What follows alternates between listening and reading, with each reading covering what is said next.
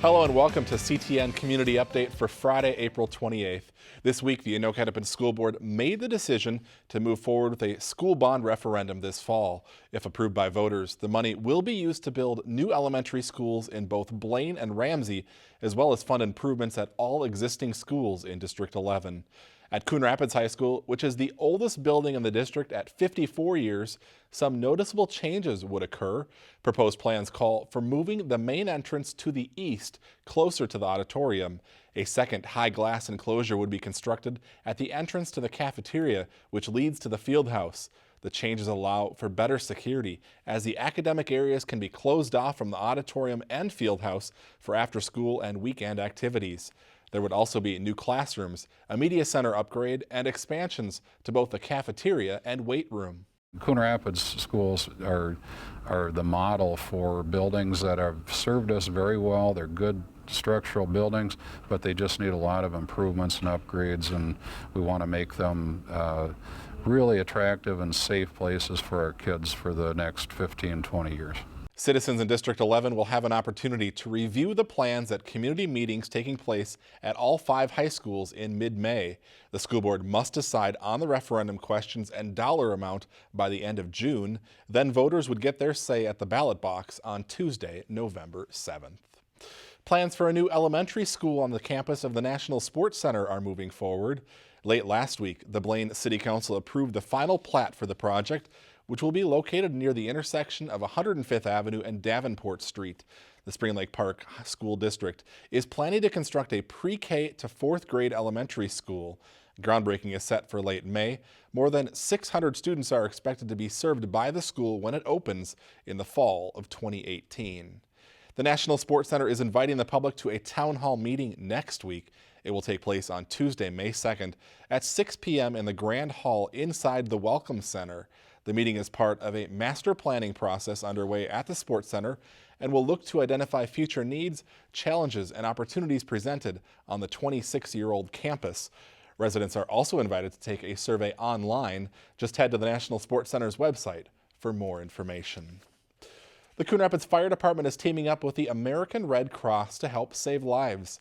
Thanks to a generous donation, firefighters will be installing 300 smoke detectors in homes that need them next month. Fire officials say they are a vital tool to surviving a fire, which can consume a home in less than 5 minutes. Smoke detectors are very important to the Coon Rapids Fire Department. We want to ensure that everybody has a working smoke detector in their home. So this is one way that we can reach out and kind of give smoke detectors to the people that really need them, that don't have a working smoke detector. The free smoke detectors will be installed on Saturday, May 13th from 10 a.m. to 2 p.m. by firefighters and American Red Cross representatives. To schedule an appointment, call 763-767-6429. Fire officials say you should change the batteries in your smoke alarms at least once a year and replace the detectors every 10 years. If you've seen a little rust or sediment in your tap water recently, not to worry. Utility crews are out flushing fire hydrants in the city. Crews have been out working east of Highway 10. They're flushing a little over 1,600 fire hydrants working out from the Northdale Water Treatment Plant. This vital project started April 10th and should wrap up next week. We find a few out of service every spring when we flush due to salt or just age or been hit maybe by a plow or a car. And so that, and then we flush to remove buildup in the mains, to scour the pipes, to remove iron and manganese that is built up, and it helps to keep clear water in the system. Before you do a load of laundry, check to make sure the water is running clear. City officials want you to know that the water is tested often and safe to drink. Last year, crews found and repaired 27 hydrants. There's some new buzz going on at Conexus Energy in Ramsey. For nearly 3 years, the utility has been producing renewable energy for some customers. Now you can add honey production to the list. CTN's Jordan Rylance explains. Ramsey is home to the country's first pollinator-friendly community solar garden, producing not only honey, but renewable energy. Without bees, we lose, a huge percentage of the fruits and vegetables that we eat.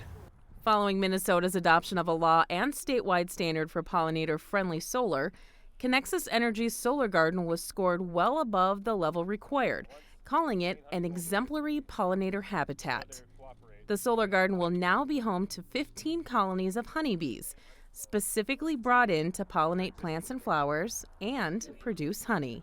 We're just really excited about being able to put our hives in a spot that's intentionally planted pollinator friendly. At this day and age, that's one of the bigger struggles that beekeepers have, is finding healthy areas to put your bees.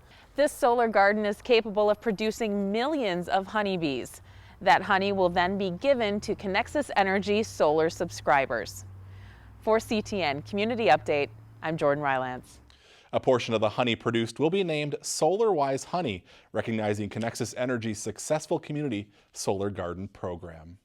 Hundreds of people turned out at the National Sports Center last weekend for the 8th annual Green Expo.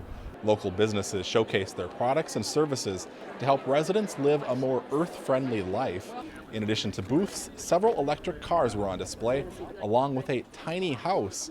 We'll have more on the Green Expo coming up in a few moments on CTN Spotlight. The Anoka County Parks Department will soon host its annual Free Kids Fishing Clinic at the Coon Rapids Dam. On May 6th, you can bring the entire family out to learn how to fish on Seneco Lake. Other topics include water safety, how to identify fish, and more.